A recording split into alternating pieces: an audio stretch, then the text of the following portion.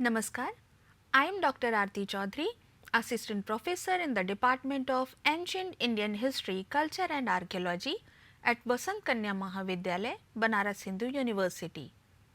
I welcome you once again in this 12-week course titled History of Science and Technology in Ancient India from Harappan Civilization to 7th century CE. Today, we are going to discuss Module 10 and Lecture 1. The title of Lecture 1 is Origin and Development of Alchemy, and the title of Module 10 is Origin and Development of Chemical Sciences. So, let us start this chapter. At first, learning objectives of this particular topic. So, the first learning objective is to understand the historical roots of chemical science in ancient India. The second learning objective is to analyze the contribution of ancient Indian practices to the development of modern chemical sciences. And the third learning objective is to know the influence of ancient Indian chemical techniques and philosophies. In this particular chapter, we are going to discuss origin and development of chemistry with these sub-points like Pre-Harappan and Harappan period, Post-Harappan period, Vedic period, Ayurvedic period, Transitional period, Tantric period and Iatrochemical period. The roots of chemistry in India trace back to the Harappan civilization, where archaeological findings reveal knowledge of metallurgy, faience production and dyeing technique. These early practice reflects a proto-chemical understanding of materials. Later, Vedic texts like Atharvaved mention medicinal and mineral substance, while classical Ayurvedic texts such as the Charak Samhita and Susrut Samhita give detailed information on chemical preparations and processes. The development of Rasa Shastra, Indian alchemy in the early Common Era further advanced techniques like purification, calcination and distillation, which were documented in works like the Rasaratnakar, Rasarnav and Rasaratna Samucchay. Ancient India also excelled in metallurgy, including the production of high quality wood steel.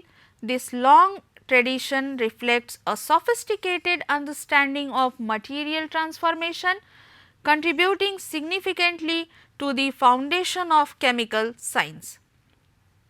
Now, this chart shows the period wise development of Indian alchemy like Pre-Harappan and Harappan period, Post-Harappan period, Vedic period, Ayurvedic period, Transitional period, Tantric period and Iatrochemical period.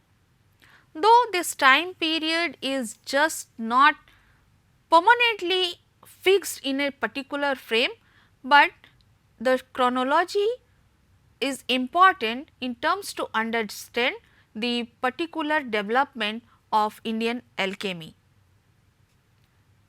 The Tantric period in ancient Indian chemistry, spanning roughly from 600 CE to 1300 CE, marks a significant phase where Tantric philosophy and spiritual practices deeply influence the development of chemical and alchemical sciences.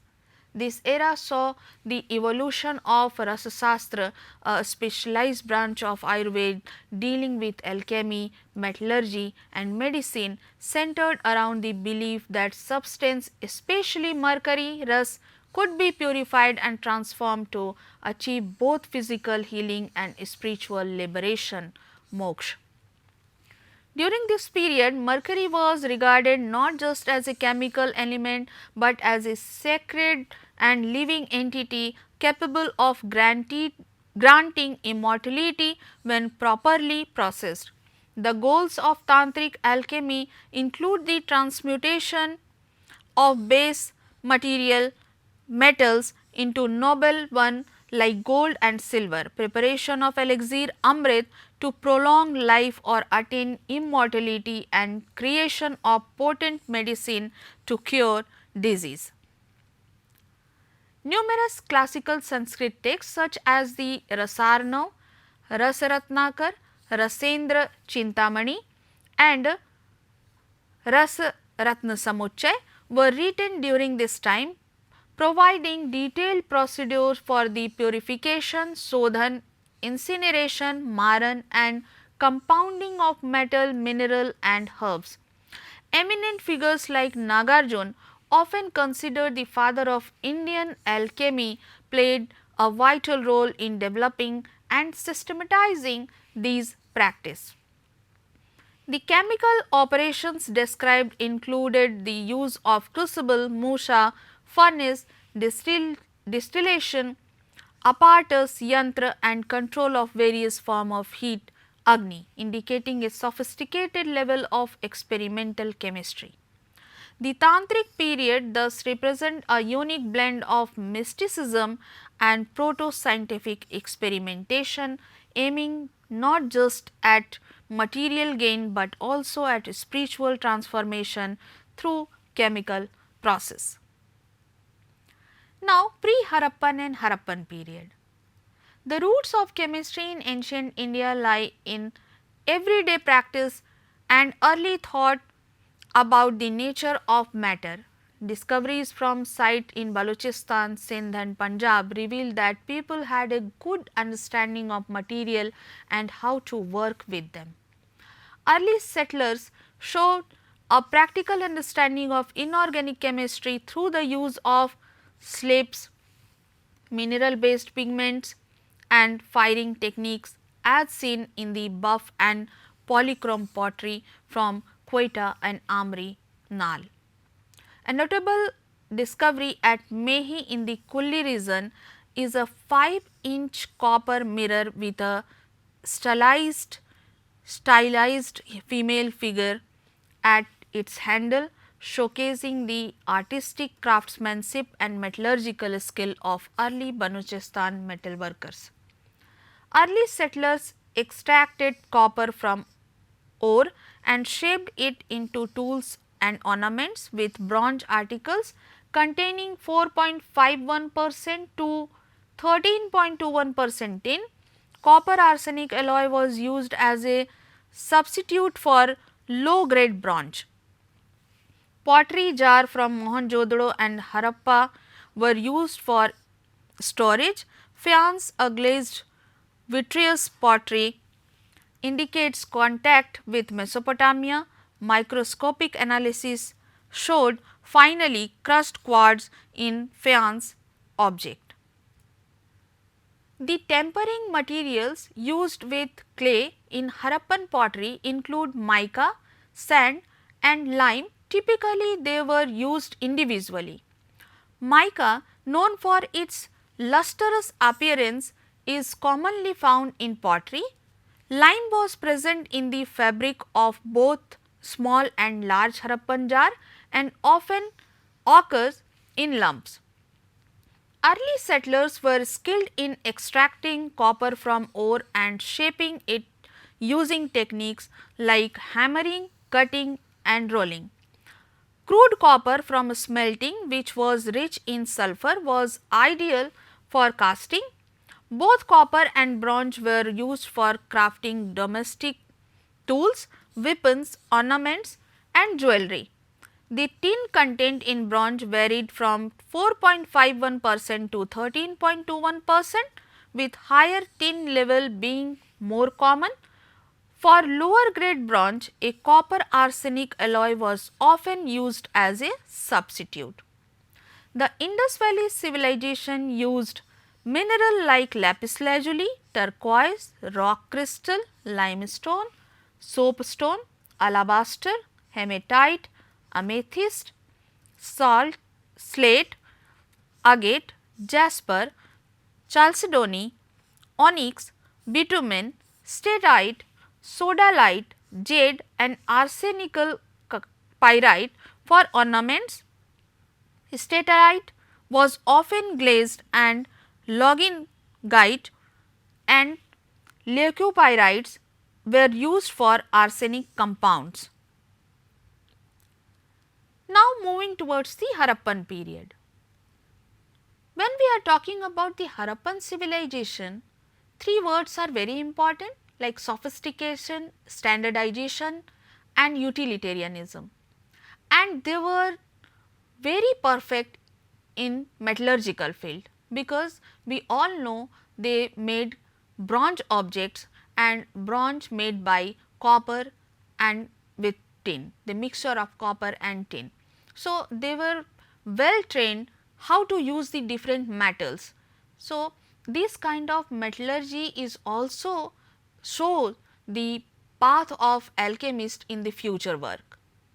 Now, post-Harappan period. Excavation at Shahi Tump, Chanhudaro and Jhukar, southern Balochistan by Mackay and Majumdar highlight the emergence of a new culture shaped by the interaction between incoming settlers and indigenous population.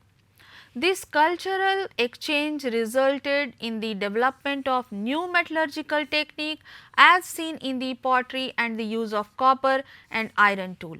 These tools reflect the growth of early chemical process in metallurgy, marking a significant shift from the Harappan metalworking methods.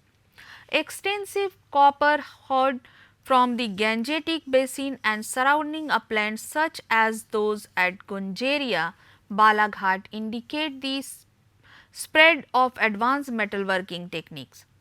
The Gunjeria hoard contained 424 copper tools and 102 silver plate within a small area, indicating deliberate storage. The copper tool included celt, saws, axe blade and spades.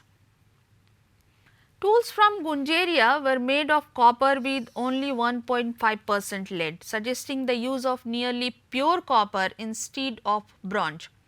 The silver plate were found to contain 3.7% of gold, reflecting early awareness of natural alloy content.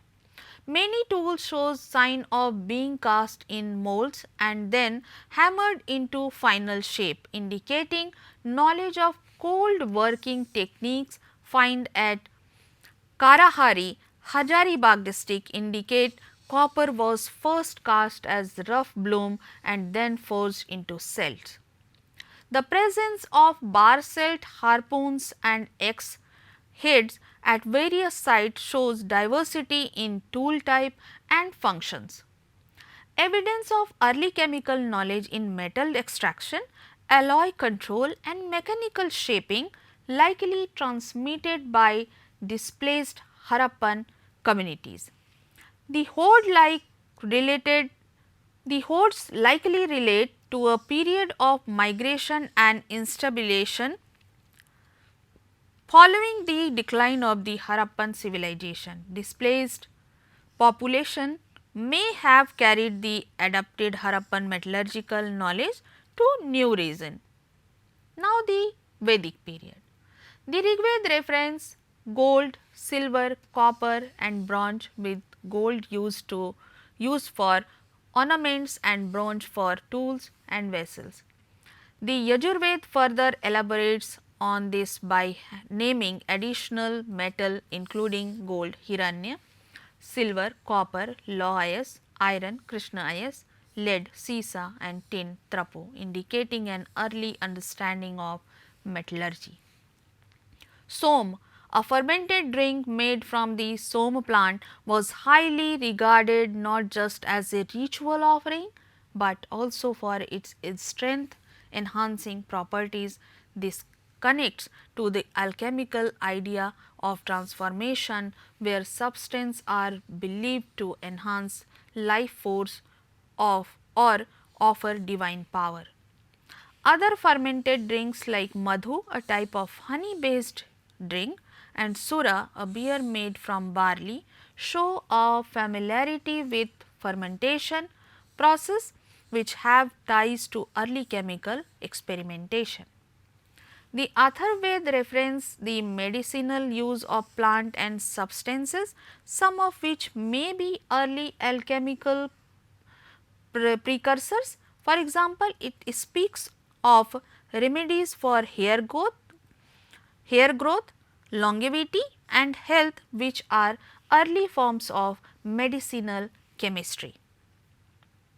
The idea of rasayan, prolonging life rejuvenation, which is later linked to alchemy, is already evident in the Atharvaveda. It shows an understanding of certain substance as life extending and curative. Gold is frequently regarded as the elixir of life, a concept that later evolved into the belief of its immortality in subsequent alchemical tradition. It was considered a substance capable for granting longevity and vitality, symbolizing both purity and divine power. This reverence for gold underscored its elevated status in early chemical thought. Alchemical texts from the Vedic and later Vedic period attribute chemical knowledge to divine figures like Shiva, Parvati, Buddha and Avalokiteshwar, viewing it as a form of divine revelation rather than human discovery.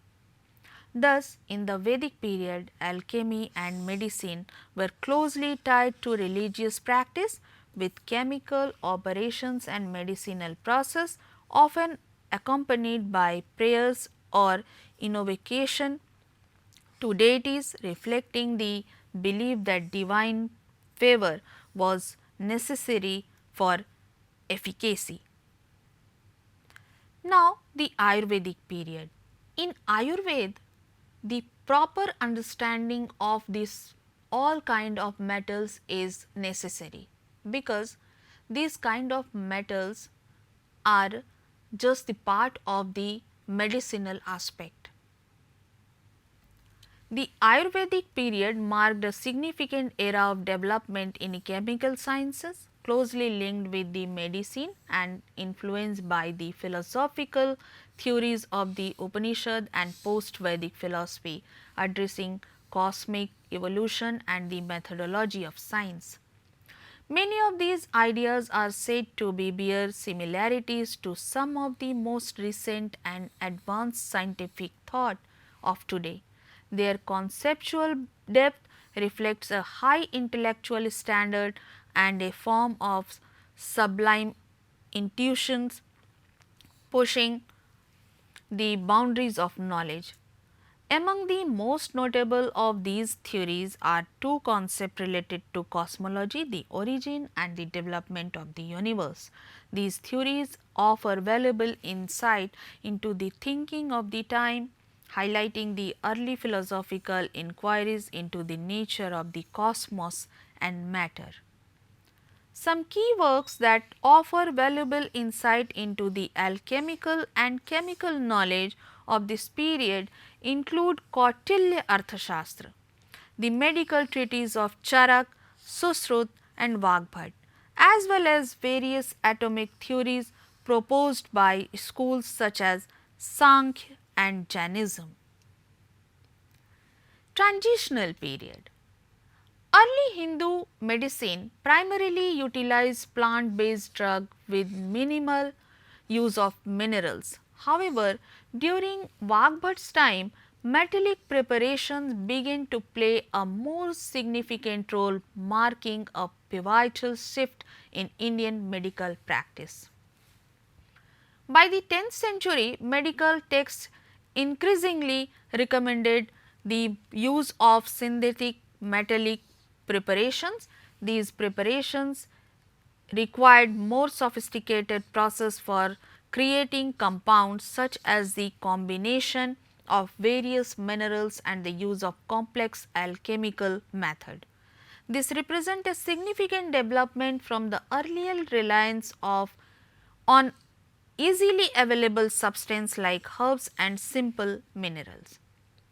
Two key treatises that reflects this transition are the Siddha Yoga by Vrinda and the Chakradatta by Chakrapani Datta. Both texts elaborate on the growing role of metallic compounds in medicine, highlighting not only the knowledge of these substances but also the methods for preparing them. Nagarjuna's influence is highlighted in both texts, showcasing his significant role in advancing alchemical and metallurgical process within the field of medicine. Now, Vrinda's treatise highlights key practice in ancient Indian alchemy and medicine. Copper compounds medicine, a mix of copper, blue vitriol, rock salt and plant matter is powered to prepare collyrium for eye treatment. Iron killing process, iron is heated, macerated, iron killing process. Iron is heated, macerated in juices of embolic myrobalan and Trevi nudiflora and exposed to sunlight, resulting in iron oxide, showcasing advanced metallurgy. Prapti Tamram preparation. Sulfur, copper, pyrite and mercury are roasted to form copper and mercury sulfide, crucial for creating medicinal metallic compounds. So, in the text of Vrinda, we can see the first metallurgical process activity on the basis of the alchemical process is shown with the different kinds of mixture and preparation by the metallic ores. Metallic preparation in Chakrapani's Chakradat. Chakrapani's treatise elaborates on several key metallic preparations such as Kajjali or Rasaprapti, which involves rubbing mercury and sulfur together. This preparation is a key example of the use of mercury in Ayurvedic practice, highlighting its role as a medicinal compound. Tamra Yog, a copper compound, is prepared by embedding copper in powdered sulfur and heating it in a sand bath for 3 hours. This reaction yields copper sulfide, demonstrating the knowledge of chemical reaction and compound formation in ancient Indian alchemy. Chakrapani also described an advanced method for killing iron, wherein iron is first rubbed with powders of botanical substance such as Balearic myrobalan, Clitoria terrentia and a few other things. It is then heated to the point of fusion and further processed to form iron oxide, highlighting a sophisticated understanding of iron metallurgy. In addition to the preparations, Chakrapani described the use of mandura, rust of iron, in combination with other medicinal substance. He also described the recipe for a depilatory soap, which is made by mixing plant ashes with lime, lixiviating the mixture with urine and boiling it with mustard oil. This process produce a potash soap, showcasing the application of alkali in medical treatment. The use of calx of silver, possibly in the form of silver sulfide, is noted in the preparation of Yogaraj, a medicinal compound with notable alchemical significance. Now, the Tantric period. In terms to understand the origin and development of alchemy, this Tantric period is very significant. Alchemy in the Tantric tradition was deeply intertwined with religious belief and esoteric spirituality, particularly centered around the worship of Shiva and his consort Parvati. The Tantra presented a path to liberation, moksha, in this life through bodily preservation and transformation. They combine metaphysical doctrines with occult practice, including sorcery, mantra, and ritual, viewing alchemical transformation as a reflection of a spiritual transmutation. Mercury, Ras or Parad, believed to originate from Shiva, was central to Tantric alchemy.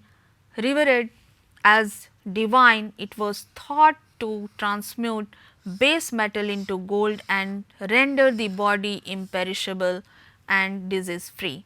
This belief drove its extensive use in medicinal and alchemical practice aimed at health and spiritual liberation. There were two broad categories of Tantra, Brahminic and Buddhist, both of which delved into alchemy, magic and mysticism. Buddhism also adopted many of the mystical and alchemical practice from the Brahminical Tantra. This led to the creation of a vast tantric literature encompassing religious, ritual, chemical theory, esoteric practice across both traditions. The Rasaratnakar, attributed to Nagarjuna and likely composed in the 7th-8th century CE, is a foundational tantric alchemical text. It outlined detailed mercurial recipe and chemical procedure, often presented as dialogues with figure like Salivahan, Ratnaghosh and Mandavya, blending Mahayana Buddhism with practical alchemy. Another 12th century Shaivatantric work, the Rasarnav, emphasized the divinity of Mercury, portraying it as Shiva's seed and a key to immortality. It combines metaphysical teachings with technical process of purification and incineration, highlighting Mercury's role in both chemical transformation and spiritual liberation.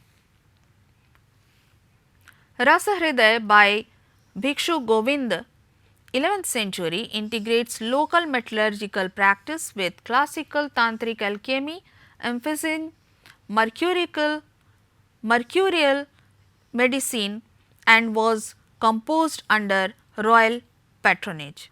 Kahaka Chandeshwari Mata Tantra and Sarveshwar Rasayan reflects regional developments in alchemy, preserving traditional mercury treatment and metal purification methods, showing the widespread cultural adaptation of tantric chemistry. Rasendra Chudamani by Somadeva draw on earlier sources like Nagarjuna and systematize chemical knowledge in a structured format.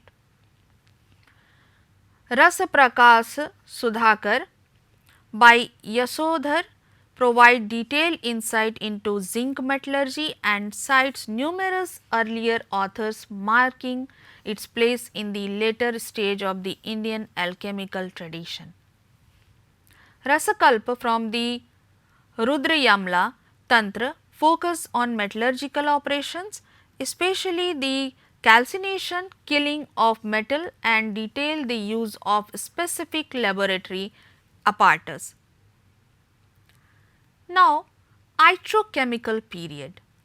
During the Tantric period, Indian alchemy centered on mystical goals like the elixir of life and the powder of projection as seen in texts like Rasratnakar and Rasarnav. This period emphasized the spiritual and transformative power of mercury.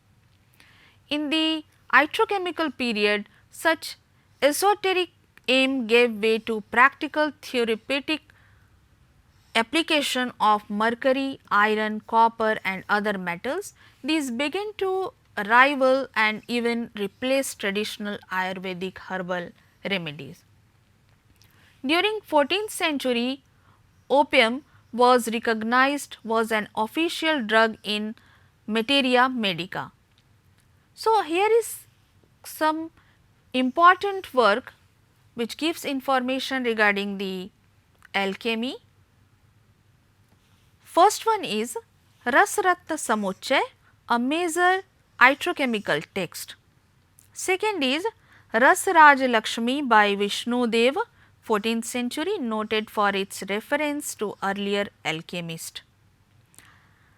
Again, Ras Nachatra Malika by Mathan Simha and Ras Ratnakar by Siddh Nityanath is another important text regarding this. Rasendra Chintamani and Rasasar, purely chemical work dealing with different operations on mercury. Sarangadhar Sangrah by Sarangadhar, combine Ayurvedic and Tantric method with a list of metal but omits zinc. Rasendra Sar Sangrah by Gopalakrishna and Rasendra Kalpadrum focus on mineral therapies. Dhatu Ratnamala deals with killing of metal and minerals. This work is attributed to Devadatt of Gujarat. Rasa Pradeep introduced treatments for syphilis, Firang Rog using calomel and chobachini. Ras Kaumudi, similar to Ras Pradeep in content. Bhava Prakash of Bhava Mishra blends Ayurvedic tradition with mineral medicine and shows Muslim influence. And Arka Prakash treats syphilis with mercury and use term like jasad, zinc, revealing Persian influence. So, on the basis of these all information, we can say the origin and development of chemistry in India reflect a rich and multifaceted journey that span from the prehistoric use of mineral and metal to the highly sophisticated formulation of the iatrochemical period. With the advent of the Tantric period, alchemical texts like the Rasarnav introduced the spiritual dimension of chemical process, particularly in the transformation of substance and the body. The late iatrochemical period, marked by systematic treatises like the Rasratna Samuchay, witnessed the maturation of chemical techniques, classification of substance and emphasis on purification and standardization, hallmark of an increasingly scientific approach.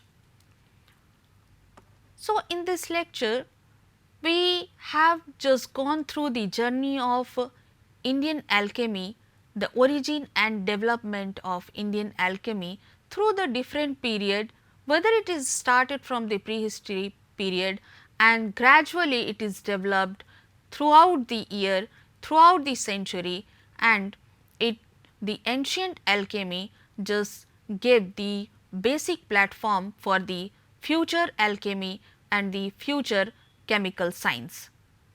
So, if you want to enhance your knowledge regarding this particular topic, you can consult this reference.